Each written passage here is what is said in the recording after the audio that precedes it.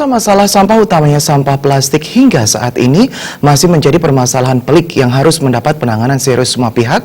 Tidak hanya pemerintah namun masyarakat termasuk perusahaan sebagai produser yang memproduksi makanan dengan pembungkus plastik. Menurut Ketua Kelompok Studi Lingkungan Pesisir dan Laut Fakultas Kelautan dan Perikanan UNUD IGD Hendrawan, tidak hanya di daratan terdapat sampah namun hampir semua pantai terdampak sampah yang sebagian besar adalah sampah plastik.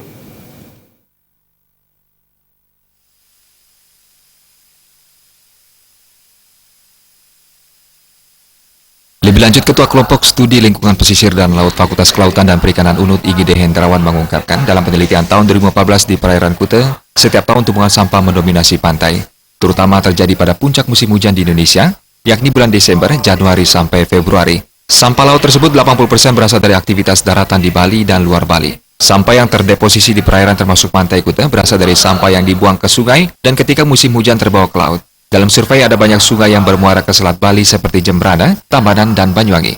Dan sampah tersebut 20 hingga 30% terdeposisi ke pantai Kuta. Di bantaran sungai, tumpukan sampah sangat banyak. Masyarakat masih membuang sampah di pinggir-pinggir sungai. Yang ketika masuk musim hujan di bulan-bulan November, itu akan terjadi pencucian. Telusuri kemana kemudian sampah-sampah ini. Baik yang ada di pesisir Bali yang bermuara di Selat Bali, sungai-sungai yang bermuara di Selat Bali, maupun yang dari Jawa.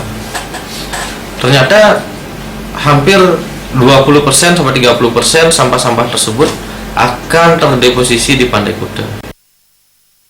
Sesuai penelitian yang dilakukan dari tahun 2015 hingga sekarang, 80% sampah yang dihasilkan di pantai Kuta merupakan sampah plastik. Pada pemantauan di bulan November 2017, tak hanya pantai Kuta yang terdampak sampah, namun juga pantai di seluruh Bali terdampak sampah plastik yang jika dibiarkan akan berdampak pada manusia secara tidak langsung.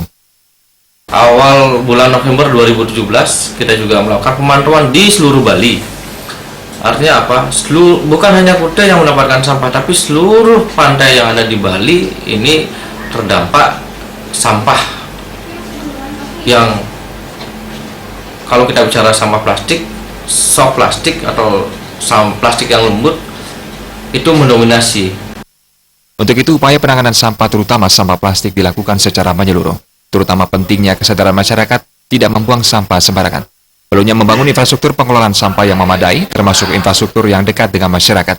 Perlu diadakan lomba di tingkat desa, termasuk memberikan penilaian desa yang paling buruk penanganan sampah, membangun penangkap sampah di sungai, meminimalisir sampah terdeposisi ke pantai Kuta.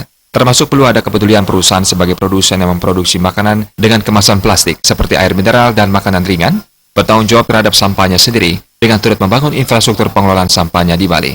Era Widya, Bali TV.